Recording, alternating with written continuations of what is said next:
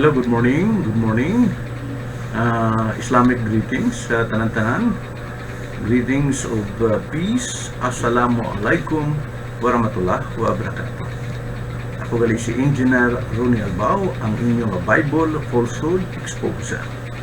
Pwede nyo subscribe ka mo, kag press ang bell button para ma-update ka mo sa mga episode naton gari. Sige, welcome ka mo sa aton nga programa, Proclaim the Truth and Expose the Falsehood. Ang topic naton nga dapat naton talakayin ngayon is about a comparative study on Islam and Christianity. Yan po ang ating topic ngayon. So maya-maya ng kunti sisimula po tayo at ito po ang ating pag-usapan. Sige. Sige. Okay. Islam and Christianity, a comparative study. At ito po ay gagawin natin para for us to know what is Islam and to know what is Christianity. Yan po, na? Sige, sandali lang.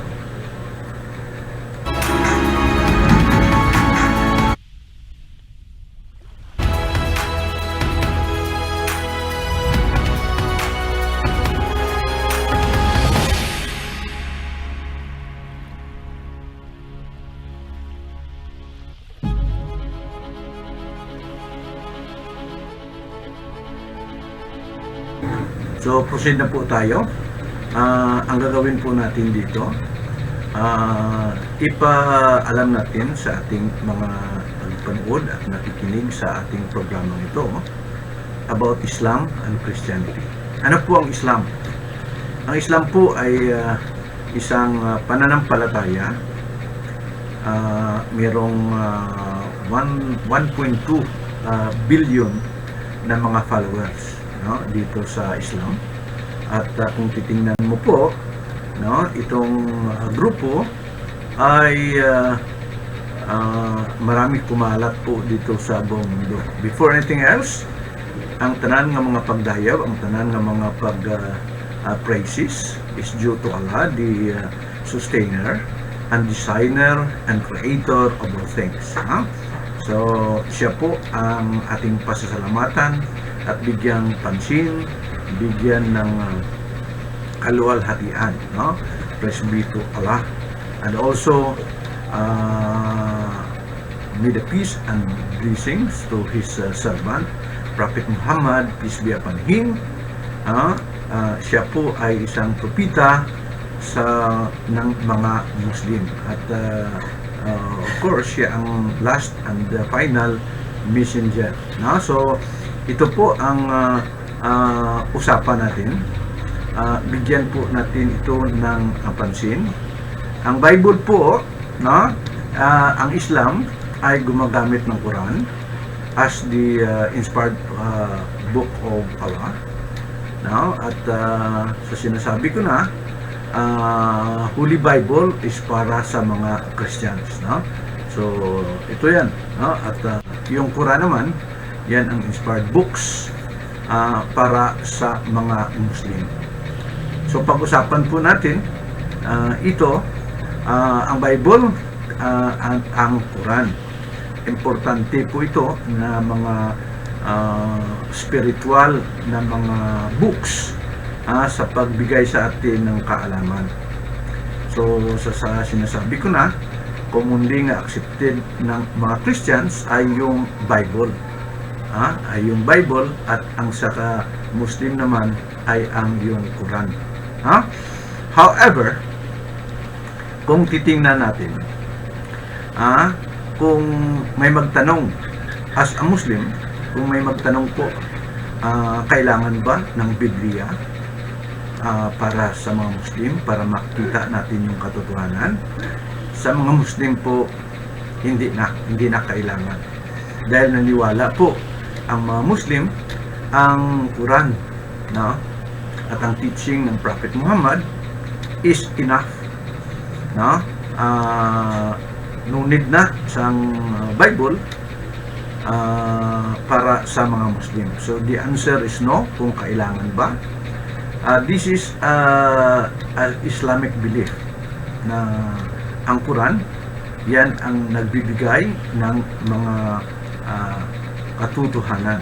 So, ano ba ang mga belief ng mga Muslim?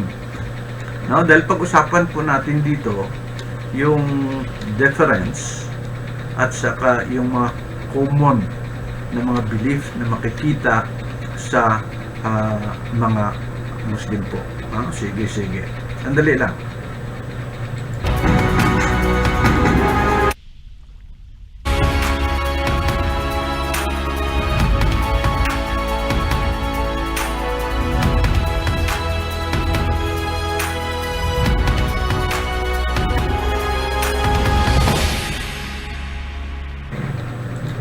Okay, ano po tayo, ipapaalam ko sa inyo kung ano po ang mga belief ng mga Muslim. for us to compare. Ha?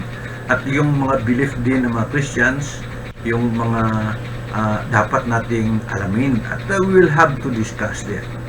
No? So, pwede kayo tumawag or mag-comment sa ating programa ngayon sa live at ating pong sasagutin ang mga katanungan. Sige, ano ba ang mga belief or mga makikita natin na for the non-Muslims and Muslims para malalaman natin kung ano ba talaga ang exact belief. So, una, ipaalam ko lang sa inyo na ang source of information ng mga Muslim is nothing but the Quran. At ang source ng information ng masin natin na sabihin natin na ang katotohanan makita rin according sa mga Christians ay yung Bible. Yan po ang facts na gusto nating dalhin dito. Ha?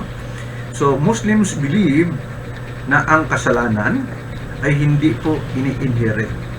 There is no such thing as original sin. No? Dahil sa Christianity, naniwala yung mga Christians na ang batang pinanganak ay mayroon ng original sin na namana sa first father natin na si Adan. Whereas ang mga Muslim naniniwala na ang batang pinanganak is free or pure from sin. Hindi po, no? Ibig sabihin, walang kasalanan.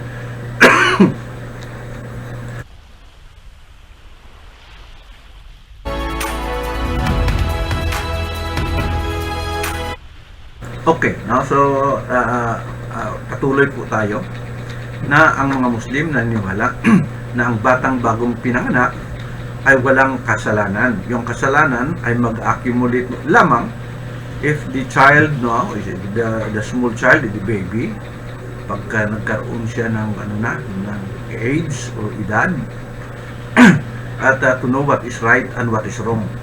Kung yung child na yon ay gagawa ng medyo alamin niya kung anong tama, mali, at kung gawin niyang mali, diyan na magsisimula yung kasalanan. No? Okay. Ano pa? Ang mga Muslim ay naniniwala na yung Trinity na pinapaniwalaan ng Christians is a fabrication and a blasphemy. Whereas sa Christianity, ang Trinity mostly, dahil meron din mga oneness na ang Diyos nila ay si Jesus. Meron ding mga oneness na ang Diyos ay ang Father lang, hindi si Jesus. Yan ang mga iglesia ni Kristo. So, yung Trinity na there is a Father, the Son, and the Holy Ghost, paniniwala ng mga Muslim, yan ay fabrication. No? So, bigyan natin yan ang pansin. At isa-isahin natin po yan para malalaman natin. So, this is actually a comparative study at para malaman natin kung ano ang katotohanan.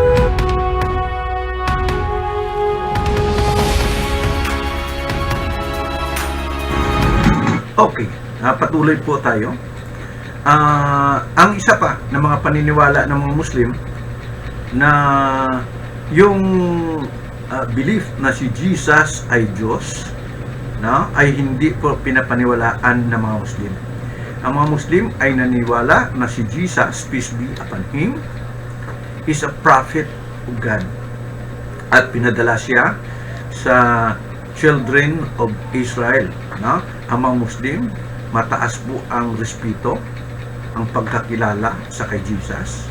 Pero hindi siya ang Diyos or anak ng Diyos. No? Medyo dahan-dahan po tayo para makikita po natin yung katotohanan.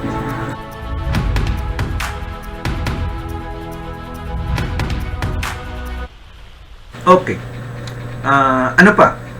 Ang mga Muslim po, ang mga paniwala ng mga Muslim is that ang Diyos ay hindi nanganganak at hindi pinanganak. Yan po ang paniniwala ng mga Muslim. Ang Diyos sa Islam ay walang anak. So magkaiba po, no? Dahil ang Diyos ng Christianity mayroong anak, and that is Jesus Christ. Isa-isahin po natin yan. Ha? So premise lang po ito, at gusto ko pong bigyan ng pansin, bigyan diin ang mga ito, no, sa susunod or sa upcoming na mga episode po natin. Ano pa? Ang mga Muslim naniniwala na si Jesus ay hindi na-crucify sa cross or namatay man. Ang mga Muslim ay naniniwala na God or Allah saved Jesus from that moment. So there is no such as crucifixion and resurrection. Of course, resurrection, we do believe. Ang mga Muslim naniwala ng resurrection, but it will happen on the future. But just to make it sure na ang mga Muslim hindi naniwala na si Jesus sa cross ay namatay at na-resurrect. Yan po. So sa mga Muslim, yung resurrection, crucifixion and resurrection sa kay Jesus is just a myth. Hindi po nangyari yan, at isa-isahin po natin. Medyo medyo masyadong maganda po ito, dahil gusto ko pong diin ng pansin ang mga ito. So sa Quran gina-explain na yung doctrine ng Christianity is inacceptable. Ang mga dogma ng mga Christianity is hindi po katanggap-tanggap. Simple task lang ang dapat nating gawin. Sa mga Muslim, ang Quran is sufficient, but kung minsan, para na magkaroon tayo ng dialogue, na magkaroon ng mga topics, all you have to do, ang ebidensya na kunin ng mga Muslim is yung Biblia mismo. Para naman hindi tayo, like example, nagbaboxing tayo. Yung isa, nagbuboxing, iba ang ring niya. Yung isa, gusto rin maglaban, pero iba ang ring niya. So, ibig sabihin, ang gawin natin, as a Muslim, gawin natin both. Kung kailangan, yung Bible lang ang gamitin natin for us to convince yung mga Christians sa ating mga evidence. So for the meantime, hindi pa ako gagamit ng Quran as an evidence, because hindi po yan acceptable sa mga Christians. So gagawin po tayo ng Biblia din, para makikita natin, malalaman natin kung ano po ang katotohanan. Kung titingnan mo, ang nangyayari po dito, kung ikaw ay pinanganak, sa mga nakikinig po sa ating programang ito, kung ikaw ay pinanganak under sa Iglesia ni Cristo na doktrina, ibig sabihin yung father mo is Iglesia ni Cristo, or yung father or parents mo is Jehovah Witnesses, or parents mo ay Pentecostal, mga Oneness, or ang father mo is, or parents mo is Catholic, of course, ang malaking tendency po dito na yung belief mo ay nanggagaling po sa mga belief ng kanyang mga parents. Ibig sabihin, influential kasi yung mga parents sa paglaki ng bata. Now, so worldwide, alam natin na ang influensya ng mga parents, influensya ng surroundings, ng environment, yan ay isang factor kung ano ang belief ng isang Christian. So, ang mga Muslim, sa sinasabi ko na, walang original sin. Hindi kami naniniwala po sa original sin, na ang kasalanan ni Adan ay naimana no, na i-transfer sa kasalanan ng mga tao. Hindi po kami naniniwala doon. At hindi din kami naniniwala sa Trinity, na there is God the Father, God the Son, and God the Holy Spirit. Bagkus, ang mga Muslim naniniwala lamang sa nag-iisang Diyos. Ang Diyos ni Jesus, Diyos ni Moses, Diyos ni Abraham, Diyos ng lahat ng mga propita, ha? At yan po ang tinatawag sa Arabic Allah. Yan ang Diyos na pinaniwalaan ng mga Muslim. Whereas sa Christianity, depende po sa denomination, depende po sa doktrina. Just like the Iglesia ni Cristo, naniwala sila na si Jesus or si Jesus Christ hindi Diyos. Bagkus, ang Diyos nila ay God the Father. Ang mga Jehovah Witnesses, ganun din.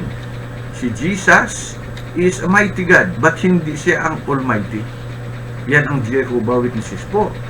Sa Catholic naman, mayroong creed sila, yung Athanasian Creed, mayroong Apostles' Creed, mayroong Nicene Creed. At doon, pinapakita, medyo bigyan natin yan ng diin. Isa-isahin po natin yan kung ano po ang original na mga paniniwala at paano pumasok doon ang Trinity. No? So, hindi ang mga Muslim naniwala sa Trinity. Ang mga Muslim sa sinasabi ko ay hindi naniwala na si Jesus is divine. No?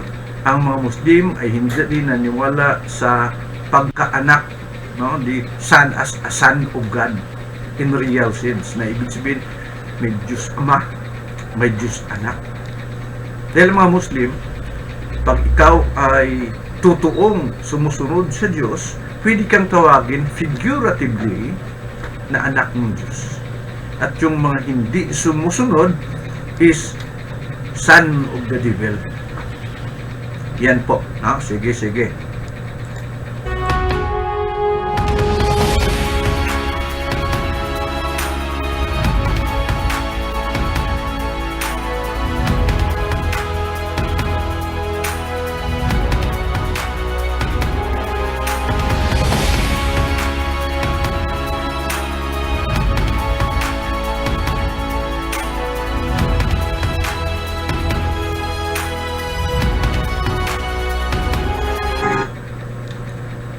Okay, tuloy po tayo. Sa sinasabi ko na kanina, Muslim believes that sin are not inherited. Another, Muslim believe that the doctrine of Trinity is a fabrication and a blasphemy. Gusto ko lang ipakita sa screen para at least medyo klaro yung mga sinasabi ko. Muslim believes that Jesus is a prophet of God. Medyo umulit lang po tayo. And he was sent unto the children of Israel. He is highly revered or respected by the Muslims, but neither regard him as God or the Son of God. Yan po ang paniniwala. Hindi po naniwala ang mga Muslim sa original sin, sa Trinity, divinity of Jesus Christ, sonship of Jesus Christ. Hindi naniwala sa crucifixion and the resurrection of Jesus Christ. Okay. Ano po ang tingin ng mga Muslim dito sa mga books ng mga Christians? Kasi yung mga Christians ay naniwala sa Biblia, sa sinasabi ko na kanina. Ang mga Muslim naniwala din sa Quran as the Word of God. Pero sa Quran, meron ding people of the book. At ang people of the book na sinasabi dito ay refer sa Jews, mga Hudiyo at sa mga Kristiyano. Dahil ang mga Hudiyo mayroong Taurat or sinasabi nila na the Book of Moses. Naniwala po ang mga Muslim dito sa Taurat na sinasabi dito as the inspired books of God or revelation of God given to Moses. So tinatawag ng mga Muslim ang mga Hudyo na people of the book dahil yung book na binibigay or revelation ng Allah sa kay Moses ay totoo in their original form. Nangyari kasi medyo hindi na i-preserve dahil mayroong mga alteration, mayroong mga deletion, mayroong mga revision ang nangyayari po sa book na binibigay ng Allah, ng Diyos sa kay Moses. The same is true, no, para sa mga Christians. Ang mga Christians ay naniniwala sa the Gospel of Jesus. Pero saan ba yun, ang Gospel of Jesus? Wala. Ang nangyayari po, ang Gospel is according to Matthew, Mark, according to Luke, according to John. The Gospel of Jesus is nowhere to be found. Yan po ang katunayan. No? So, in their original form, the Gospel of Jesus is truly the Muslim beliefs that is the inspired book of God. Sa mga Christians, the books given by God to Moses is also the inspired word of God. Yan po ang paniniwala ng mga Muslim. At ang mga Muslim naniniwala na mayroong books binibigay kay David, yung Psalms of David. So in their original form, ang Psalms of David is good, is authentic, and dapat nating paniwalaan. So, i-discuss po natin yan. Bakit yung mga Muslim ngayon mayroong reservation sa Psalmos, sa Psalms of David, sa Song of Solomon. Yan ang gusto kong i-discuss sa ating mga televiewers. Okay. So, sa sinasabi ko na, tinatawag ang mga libro ng mga Christians at saka mga Hudyo dahil sila ay people of the book. Actually, ang mga lahat ng mga pinapractice ni Moses, ni Prophet Jesus, Prophet Moses, anyway, we do believe that Jesus is one of the mightiest messenger of God. At walang kaming karapatan na suwayin o hindi maniwala sa Gospel of Jesus. At kami naniwala din sa kay Prophet Moses.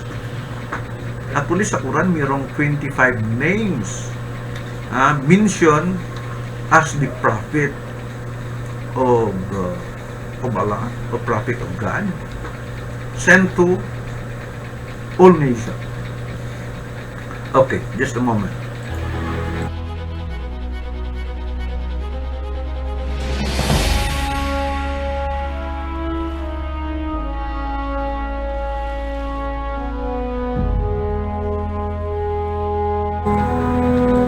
Okay, patuloy po tayo. Ang mga Christians inherit the laws of Moses by following Jesus, who are orthodox and a practicing Jew. So, sa mga Muslim, ang mga original, sa sinasabi ko na kanina, yung mga original, hindi pa na mga tampered na mga books or mga Gospels of Moses, and the original Gospel of Jesus, we do believe as a Muslim that they are inspired and they are sacred scriptures from God. So inspired yung lahat-lahat, mga friends and relatives. But sa sinasabi ko na, mayroong mga innovation. So kailangan natin alamin, sabi sa Quran, dito sa Quran, sinasabi na all you have to do, sa Quran, mayroong tinatanong or mayroong request sa mga Christians, produce your proof. Kung yan ba talaga ay katotohanan. Dahil sinasabi ko na kanina, yung mga books na yun na binigay ng Panginoong Diyos sa kay Moses in their original form ay sacred. But because time passed by, ang nangyayari po, mayroong tampering, mayroong deletion, mayroong addition, hindi na po nagiging tama. No? So, produce your proof ang tinatanong po dito. No? So, titingnan po natin yung mga message ni Jesus Christ. At Jesus Christ, peace be upon him, and Prophet Muhammad, peace be upon them all. No? So, yan po ang gusto ko isa-isahin. Just to let you know, na ang mga teachings ni Jesus, peace be upon him, at saka yung mga teaching ng Prophet Muhammad are the same in their original form. So, talagang grabe ang respeto ng mga Muslim sa kay Prophet Jesus. Dahil ang religion or ang mga doktrina na binibigay nila ay galing din sa Diyos. Dito titingnan mo sa isang verse na makikita natin, isa-isahin po natin dito. Comparison between the teaching of Jesus and the teaching of Paul. Just to let you know, mayroon akong isang episode na actually the founder of Christianity, because of addition, because of alteration, it appears na ang founder of Christianity is no longer Jesus the Christ, but the real founder of Christianity is St. Paul. Yan po ang paniniwala namin. Anong sabi ni Jesus? Just to prove na si Jesus, yung commandment niya ay hindi isa kanya. Dito po sa John 12:49, anong sinasabi? I have not spoken of myself, sabi ni Jesus, but the Father which sent me, He gave me a commandment, what I should say and what I should speak. Dito po sa John 12:49. Ibig sabihin, yung sinasabi ni Jesus, hindi galing sa kanya, kundi yung Ama niya na nagbigay ng commandment sa kanya, ano ba ang dapat niyang sabihin para sa atin. So, ano rin ang sinasabi dito sa Prophet Muhammad? Dahil may similarity. So, kung si Jesus, ang source ng kanyang revelation is not from him, sabi nga niya ni Jesus, my doctrine is not mine, sabi ni Jesus, but it was sent by the Father which art in heaven. Kung sa huli Quran, dito sa chapter 53, verse 3 to 4, anong sabi dito? Nor does he say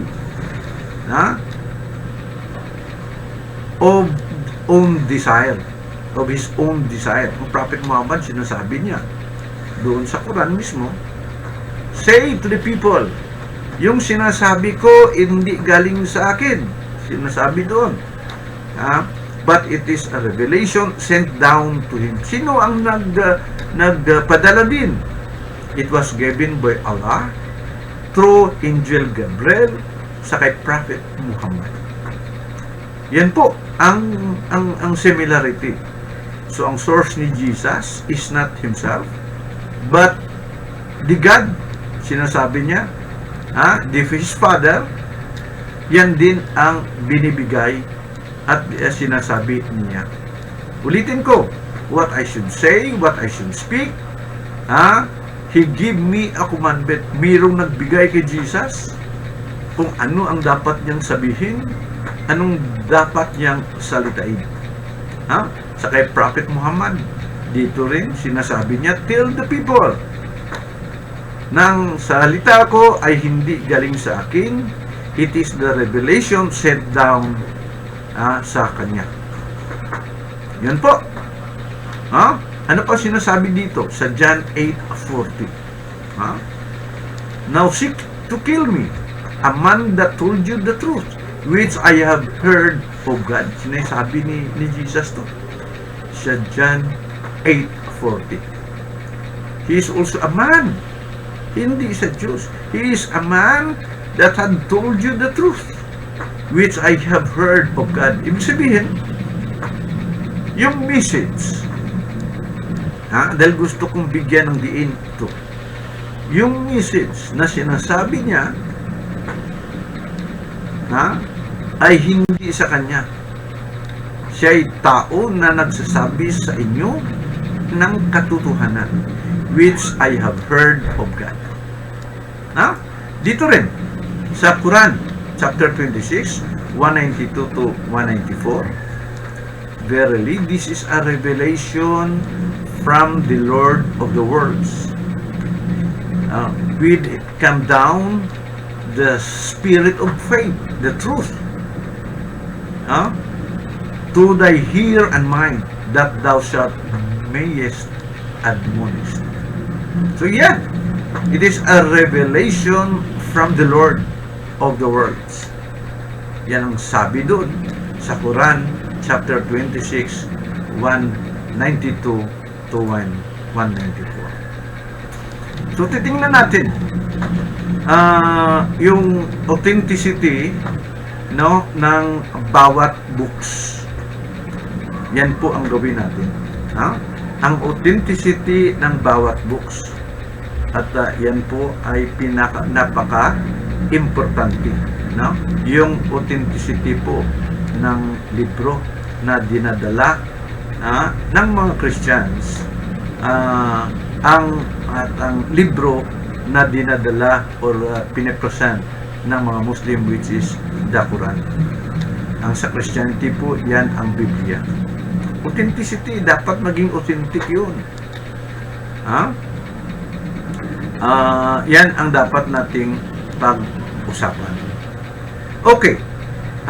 Speaking sa authenticity, gusto ko lang ipaalam po sa mga nanonood sa ating programa na ito, na ito ay dapat natin bigyan ng diin.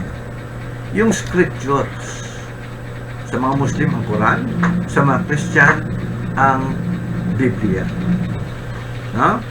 So ito ang dapat nating pag-usapan. So may mga representation ang mga both, kung ano ba talaga ang authentic na dapat nating paniniwalaan. The authenticity of any religion to a large extent, yan po ang purity ng textual, purity ng scripture. Yung Biblia at saka yung Quran. Kung yung Quran ba na ini-compile ay nakarating in their original form sa atin ngayon, or yung Biblia then on their original form, a book given by God to Moses, a book given by God to Jesus, a book given by a teaching, revelation given by God to Adan, to Solomon, at sa iba't iba pa.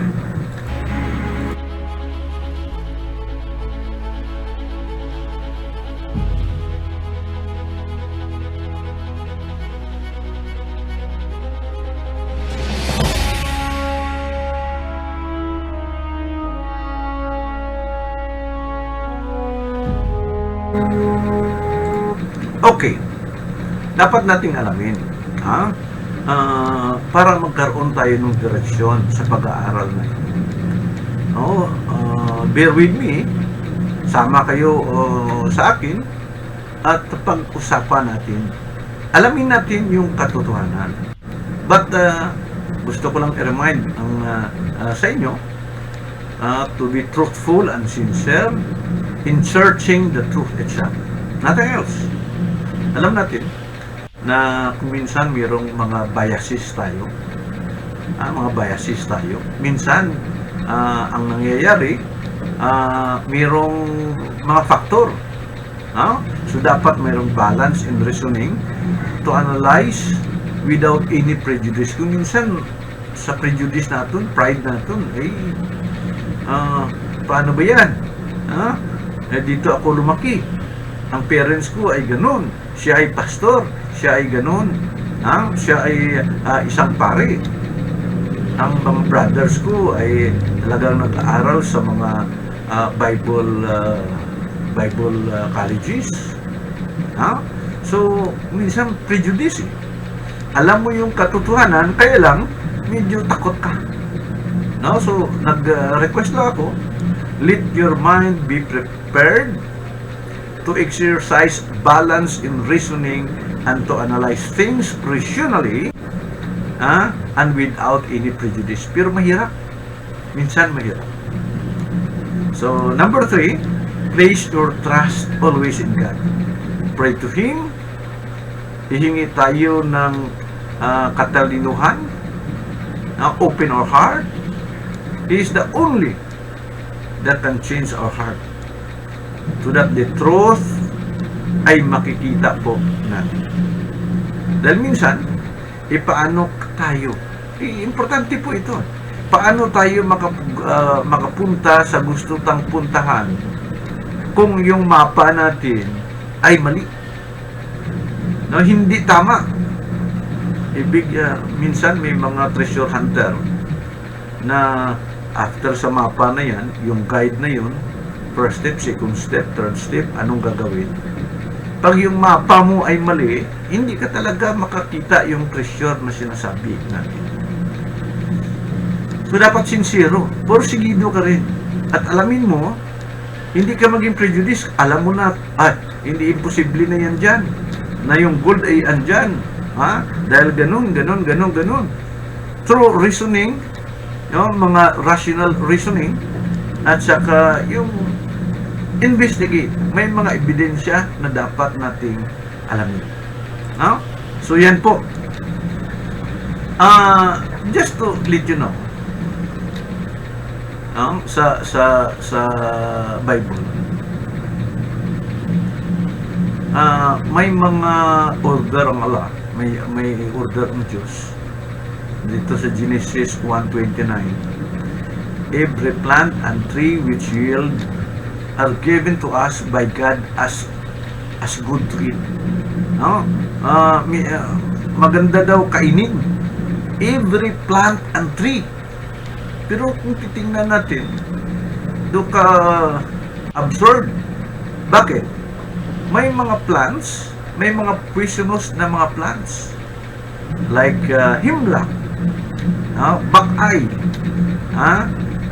nightshade, or oleander. Kung titingnan mo, mayroon talaga mga poisonous na plants. So, ito, hindi mo na mapaniwalaan eh. Genesis 1:29. Every plant and trees which yield seed are given to us. Binibigay na ng Diyos sa atin na maging maganda para sa nakainin.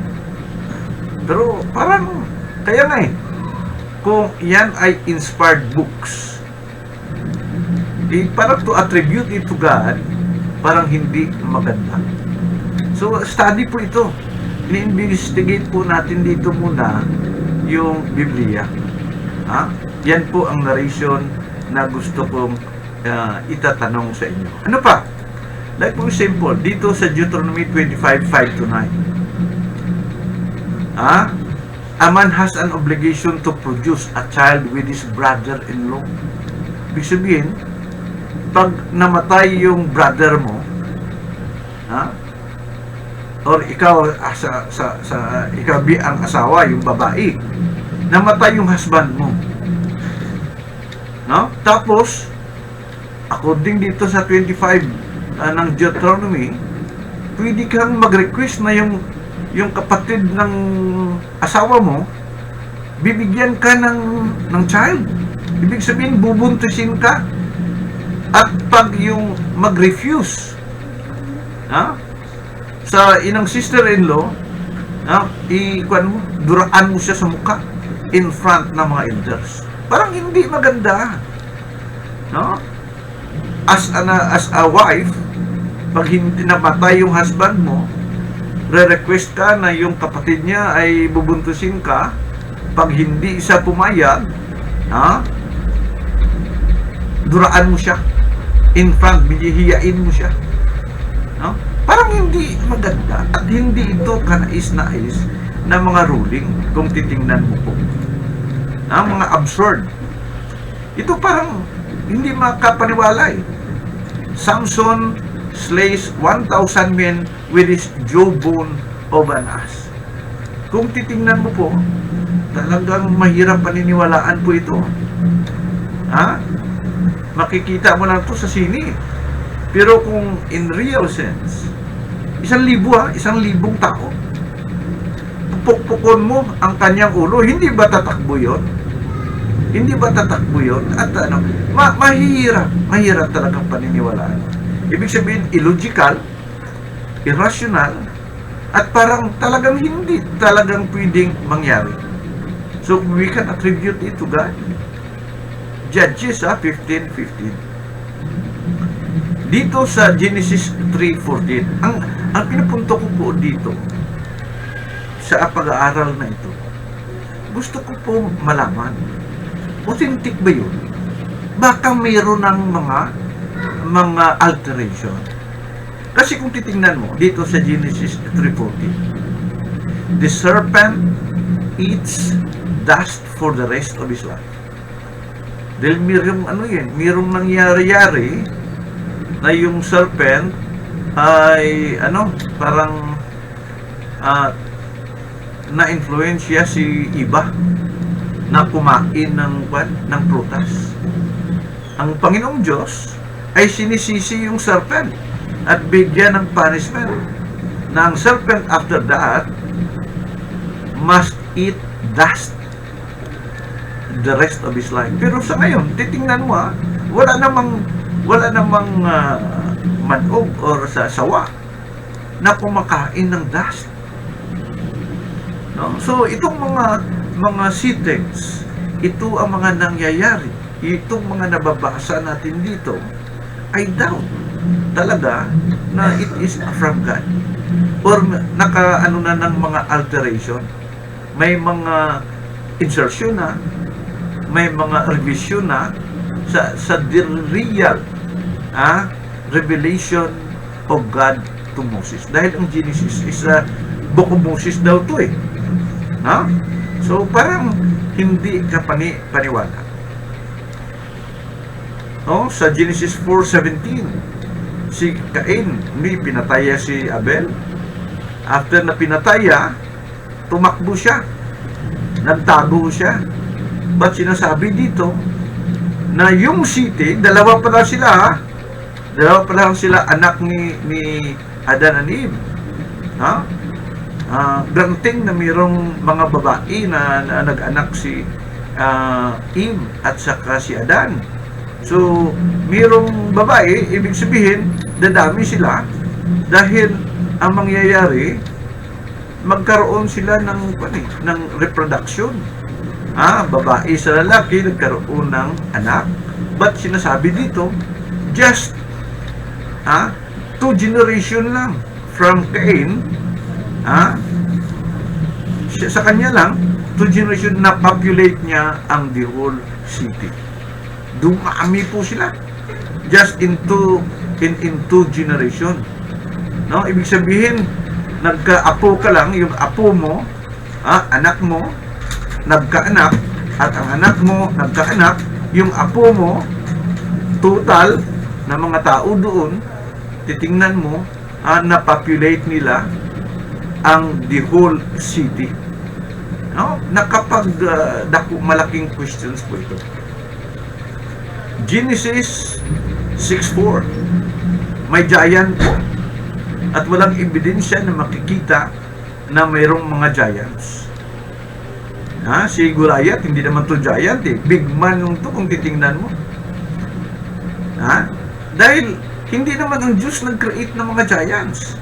Pero titingnan mo, mayroon daw yung the sons of God marry the daughters of men. at nagkaroon ng mga giants. Pero titingnan mo, wala namang mga giants. Sino ba ang mga giants na nakikita natin? May mga records ba na mayroong mga giants? Mga folklore lang yun, kwentuhan yun, pero talagang in the real sense, walang mga giant. So, ang Biblia parang hindi maasahan eh. Na? So, yan po ang mga presentation natin. Sa Noah's Ark, kung titingnan mo, Genesis 6:15, mayroong pa eh, ang dimension ng ark, half cubic feet, ang dimension, about 1.5 cubic feet ang dimension. For each pair, ang nangyayari po, sa 2 million to 5 million na mga species na inilagay sa arka, ang space lang nila is 1/2 cubic feet kada pares. Ang elepante, ang laki-laki. Ang mga giraffe, laki-laki. Ang mga lion, hindi kakasya yun doon. Ibig sabihin, 2 million to 5 million species. Dahil lahat namatay. At kumuha lang ang Panginoong Diyos ng pares-pares. Hindi ka panipaniwala itong mga narration po ng Biblia. So, ano pa? Genesis 6:5. Ang nangyayari po dito na parang hindi ka nais-nais na ang Diyos is unhappy sa mga tao na talagang nilalang niya, para at pinatay niya. Genesis 6:5 na lahat ng mga living things, including plants and animals, women, innocent children, are exterminated. Hindi ka panipaniwala. Hindi ka panipaniwala. Scientifically impossible na magkanoon, no? Parang ang Diyos mismo, everything daw na kine-create niya is good. Ang mga halaman, ang mga fishes, ang tanan-tanan is good. But ang nangyayari, dahil sa kalituan, medyo sa mga kalokohan ng tao, nag-decide ang Panginoong Diyos na i-eliminate yung lahat na mankind. 8 lang, according sa Biblia, 8 lang ang nakaligtas. Ang lahat ng mga living things, mga plants and animals, yung mga inosente na mga kabataan ay na-exterminate, na pinatay po ng Panginoong Diyos. Hindi ang mga Muslim naniniwala po dito. Ito po ay nangyayari because of the alteration, the revision ng the true message of God given to Moses. Yan po, dahil ang mga Muslim may mga reservation na dahil sa ganitong mga presentation. Sa sinasabi ko na kanina, ang mga Muslim naniwala sa kay Moses na nag-receive ng revelation from the true God. In their original form na revelation, naniwala mga Muslim. But because of these things that we do believe, even the Christians cannot believe, no? Sa mga nangyayari pong ito. Dahil it is now a fabrication, alteration, revision ng the true revelation of God given to Moses. Genesis 17 to 19. Can you just imagine? Ang buong sanlibutan ay na-covered with water. So, kung titingnan mo sa history, there was no evidence na mayroong worldwide flood. Mayroong mga flood but local floods. Just imagine, saan kukuha ng tubig? Na yung pinakamataas na bukid, the Mount Everest for example, pinakamataas ay nalampasan pa ng tubig. Saan mang gagaling ang tubig? This is unscientific, this is very irrational, this is very illogical na presentation po ng Biblia. So, worldwide flood, sinasabi po dito. Ano pa? nag-creates daw ang God ng rainbow, no, as an evidence na ayaw ng i-flood, bahain yung sanlibutan. But kung titingnan natin according sa science, ang rainbow ay nag-appear lang, no, after ng mga refraction yan of light na sa atmosphere, no, refraction of light yan, yung parang tubig, tapos yung light nagkaroon ng rainbow. Titingnan natin, up to now merong mga rainbow, siguro everyday merong rainbow. Does not mean nga ang Diyos yan po ang ginagawa. Hindi ka panipaniwala talaga. Ano pa? Genesis 32 24 to 30. Ang nangyari po dito sa kay Jacob, si Jacob nagkaroon ng wrestling. Ang Diyos ay nakipag-wrestle, nakipag-dumog, body contact kay Jacob. Ang nangyari pa, talo pa ang Panginoong Diyos. Sabi doon, angel daw yun. Can you imagine? Kahit na angel lang, it is very unbelievable ng angel of God ay matatalo ni Jacob. Pero sinasabi doon, kung titingnan mo, babasahin mo yan, Diyos talaga ang dinumog, ang nakipag-wrestle si Jacob sa Diyos at natalo pa, no? Ang kanya parang ang hip ng nagsurrender na nagsurrender na dahil malapit ng umaga, ang araw ay darating na. Sabi niya, okay, blessed ko ikaw, your name will no longer be Jacob but Israel, because you wrestle with God and win. Medyo hindi po kanais-nais ito. Okay, ano pa? Dito sa Exodus 17:14, sinasabi dito na parang hindi na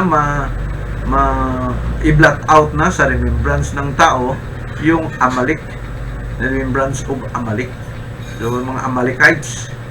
But sinulat pa sa Biblia, sa Deuteronomy, you shall blot out the memory of Amalek from under heaven, you must not forget. Ibig sabihin, na-document pa that you must not forget. Sabi daw, be out of remembrance daw. Pero hindi contradiction po ito. Contradiction po ito. At dahil dito, hindi natin ma-attribute na ang Biblia is really the inspired book of God. Ibig sabihin, historically speaking, at titingnan natin, hindi nakapasa yung Biblia sa authenticity. Ano pa? Bibigyan natin. Leviticus 11:20 to 21. Mayroon daw birds na 4 ang paa, or insect na 4 ang paa. Saan pa makakita? Yung 4 na paa, andyan lang sa mga kwanyan, sa mga beast, karabaw, tiger, aso, puting, rabbit, 4 na paa, all that go around all fours. Pero kung titingnan mo, walang bird na 4 ang tiid. Ang insekto po ay merong 6, merong 8 tiid. Ang insekto. Irrational po. This is very unscientific. Hindi makapasa po ito, yung sinasabi nating Biblia, sa authenticity. Hindi makapasa. Meron bang birds na 4 ang tiid? Wala. Yung sinasabi pa doon, yung unicorn. Kung titingnan mo, maraming mga verses sa Bible na yung mayroong unicorn. Yung unicorn ba, yung forma kabayo, Pero may isang sungay. May isang sungay. Unicorn yun. At yung unicorn, kahit sa ang mga museum or mga zoo, wala kang makikita kabayo na may sungay. So, hindi talaga biblical. Hindi pala talaga scientific. Very irrational. Ibig sabihin, gawa lang po ito ng tao. Hindi po ito gawa ng or inspired by God. Ano pa? Mayroong pinagawa na temple si Solomon. About 90 feet long by 30 feet wide. Yun po. Which is very impractical. Ang nangyari, 153,000 tao ang nagtatrabaho dyan. According sa 1 King 5:15 to 16, 153,300 na mga tao sa pag-build lang ng 90 by 30 feet wide na Temple of Solomon. Hindi naman to yung sabihin natin maraming floor or 1,000 floor, hindi. Temple lang po ito. Kung sa kwan pa, isang floor lang po ito. Pero kailangan 153,000 po.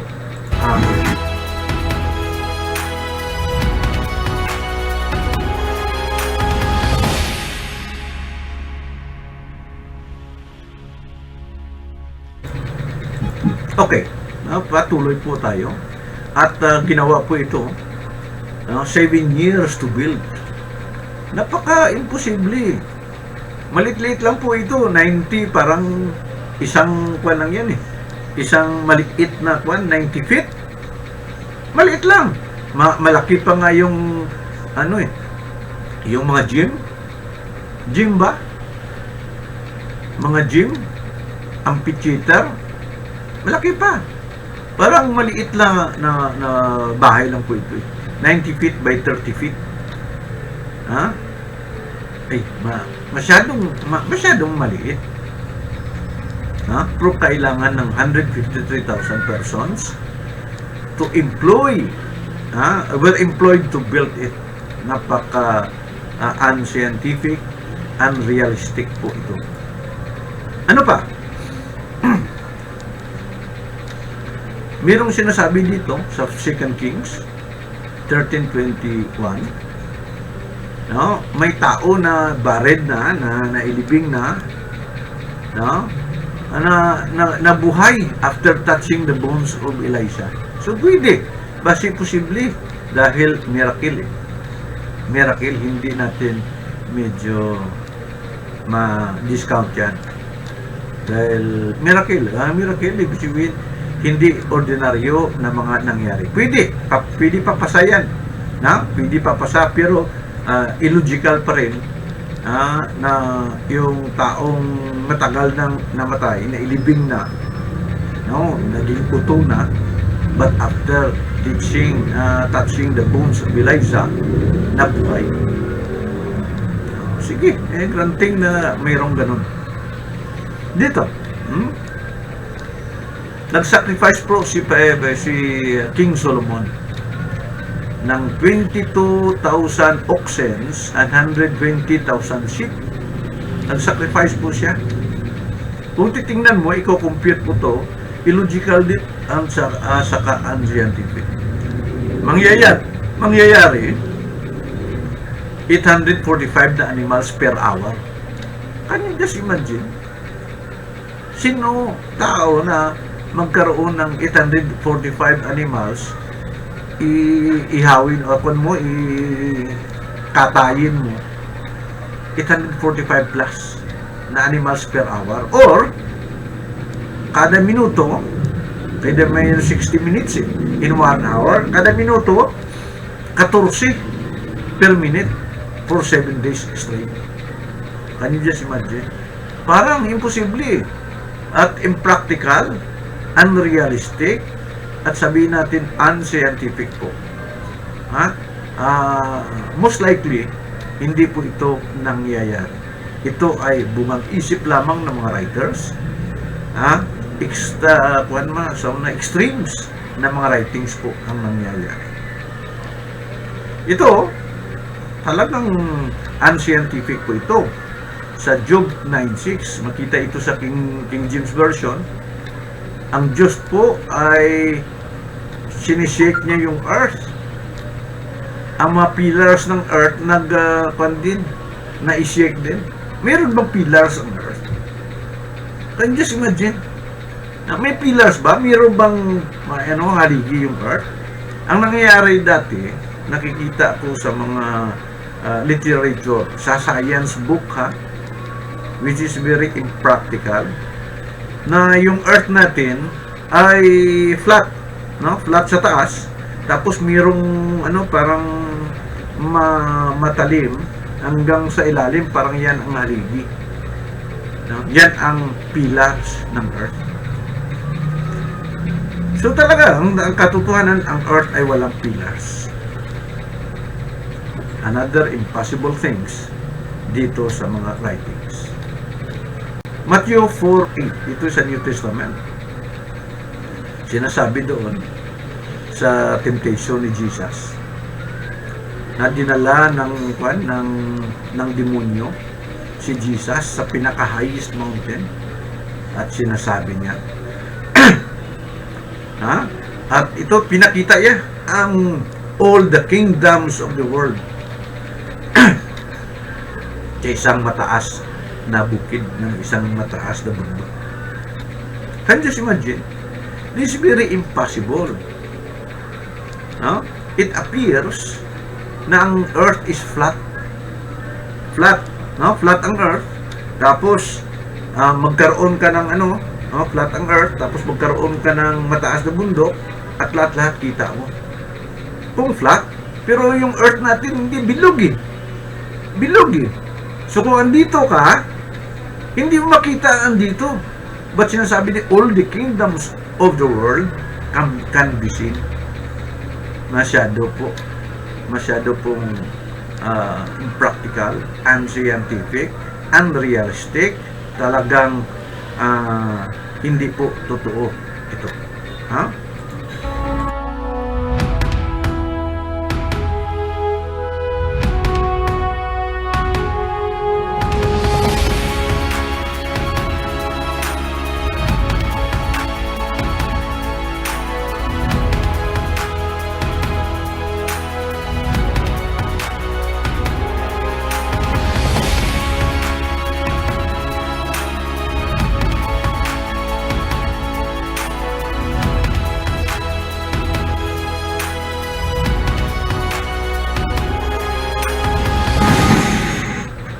Okay, patuloy po tayo.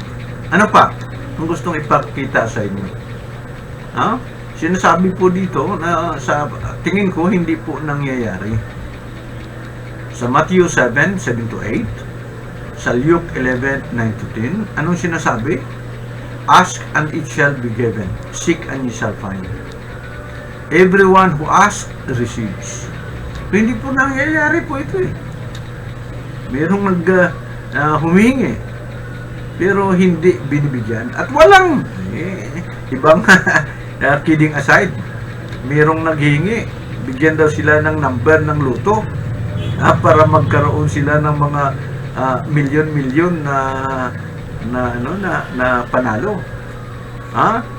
So everyone who asks, kahit sa personal mo, gusto mo ng ganito, ganoon, hihingi ka, mananalangin ka sa Panginoong Diyos, dahil sinasabi doon ito ask and it shall be given, seek and ye shall find. Everyone who asks receives. Nangyari ba ito sa katotohanan? Hindi po. Wala po, hindi po nangyayari po ito. Ito may conclusive na Everyone who asks receives. Kung hihingi ka, talagang tatanggap ka sa sinasabi dito. Kung maghanap ka, talagang makikita mo. Conclusive po Iba naman yung sabi, okay, inshallah, hihingi ka, baka sagutin ka. Pero ito, confirmation eh. Ha? So, gusto ko po itong bigyan din ng din. Ano pa? Dito sa Matthew 18, sinasabi po 18:19, if two believers agree about anything they ask, dalawa lang ha, God will do it for them.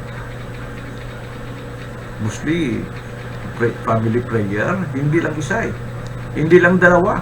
A family, nagpe-pray together, hihingi ng mga bagay-bagay, ng favor from God. Sinasabi dito, God will do it for them. So, ito sa tingin ko parang no kidding aside. No kidding aside lang. Parang hindi paniwalaan yung Biblia. Dahil hindi po nangyayari. Meron tayong mga topics dito. At isa-isahin po natin ito. So, titingnan po natin ang authenticity po ng Biblia. Dahil ang mga Christians ay nagsasalita na the Bible is authentic. Ibig sabihin, tama. But can you just imagine kung tama po ito? Hindi po nangyayari. So, questionable. Matthew 21:22 at saka sa Mark 11:24. Whatever you ask in prayer, if you have faith, you will receive.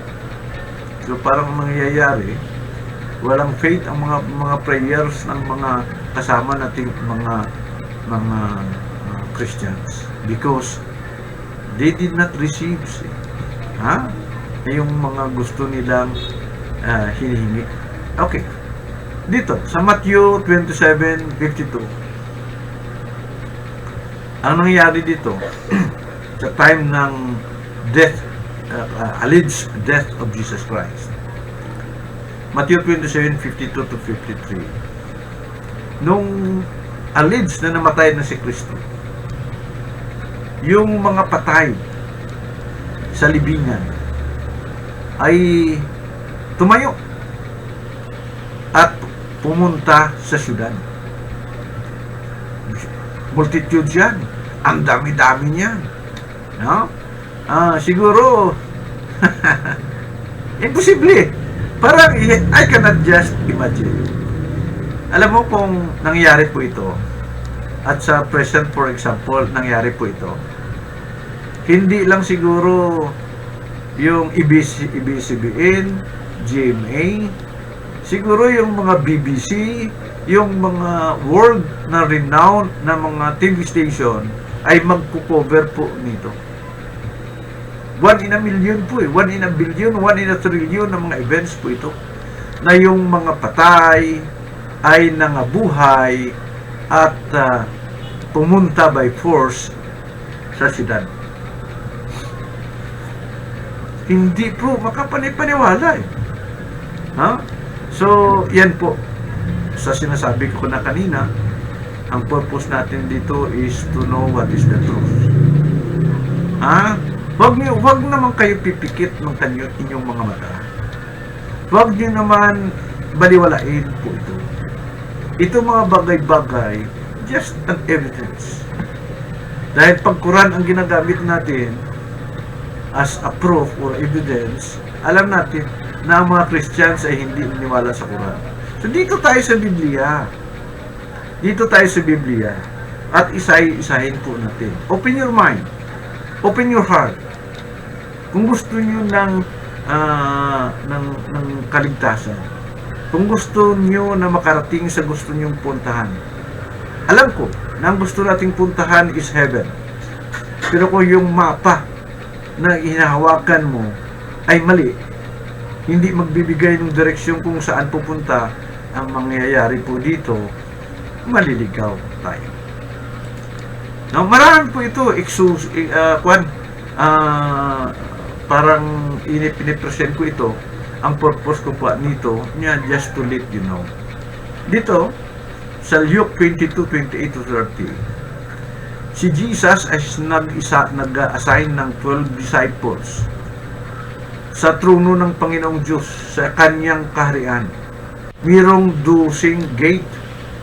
Ha? So sa 12 gate na yon, ang bawat disciples na pinili ni Jesus ay andun, including Jesus, including the doubting Thomas, including Peter na nag-deny kay Jesus 3 times. Judas namatay as a betrayer. No? Mayroong sa trono, sa gate, ay hindi ka panipaniwala talaga. Can you imagine? Ang betrayer, ang nagkanuno sa ating Panginoong Hesukristo, ay magkaroon ng gate doon at ang pangalan niya ay naandyan at lahat papasok doon sa kanyang kaharian. Dito sa John 16:23, sa sinabi ko na kanina, whatever you ask in my name, my Father will give you. So kaya nga, yung formula na binibigay palagi, in the name of Jesus we pray, Amen. Ba't nangyayari ba? Gusto ko po na yung anak ko na nagkumuha ng exam ay makapasa. In the name of Jesus we pray. Hindi lang isa, dalawa, marami silang nagpipray na yung kamag-anak nila ay papasa sa board exam pero failure pa rin. So yan, ang daming mga events. Hebreo, meron bang tao na walang tatay, walang nanay, walang simula, walang katapusan? Hebreo 7:1-3. Si Melchizedek po yan. Sino ba si Melchizedek? Sino bang tao na walang tatay, walang nanay? Talagang hindi ka panipaniwala. Ang mga Muslim naniwala na si Jesus ay walang tatay pero may nanay. Ang mga Muslim naniniwala na si Eva wala ding tatay, walang nanay. Si Adan, wala ding tatay, walang nanay. But si Melchizedek, who is he? Walang simula. Si Adan may simula pa nga nung sa kinikreate siya ng Panginoong Diyos. Si Iba may simula. Kinuha siya sa tadyang, sa busok ng kanyang asawa na si Adan. Si Jesus ay may simula din. Anong nangyari? Nagkaroon ng 9 months na pregnancy si Mary at doon nagsimula. Okay. Ano pa? Revelation 14:1-4. Imagine, ang Biblia may description dito. Ang langit daw, 144,000 lang na mga lalaki ang maka-star or maka-stay doon sa heaven. At lahat ng mga lalaki na yun is a virgin men na hindi nakaranas ng sex sa mga babae. Ano yan Ang description nito napaka-imposible. Mga description nito napaka-illogical, napaka-unscientific, napaka-non-realistic.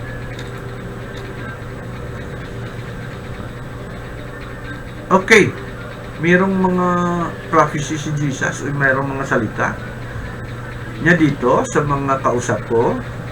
Mayroon sa inyo na hindi mamamatay. Hindi mamamatay till not his death before he comes again in his kingdom.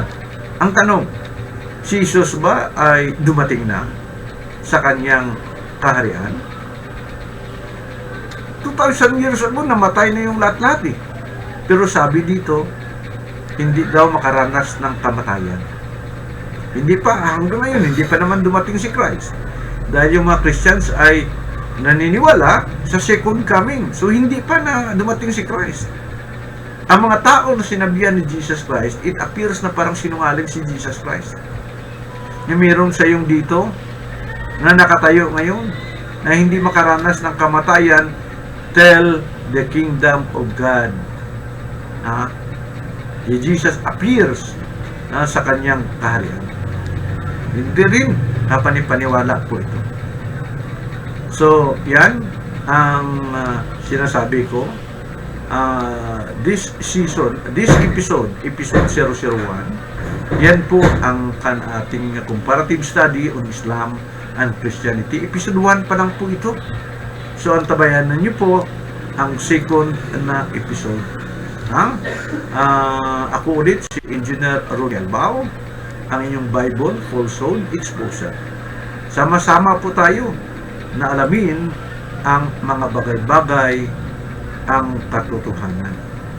Because sinasabi na the truth will set us free.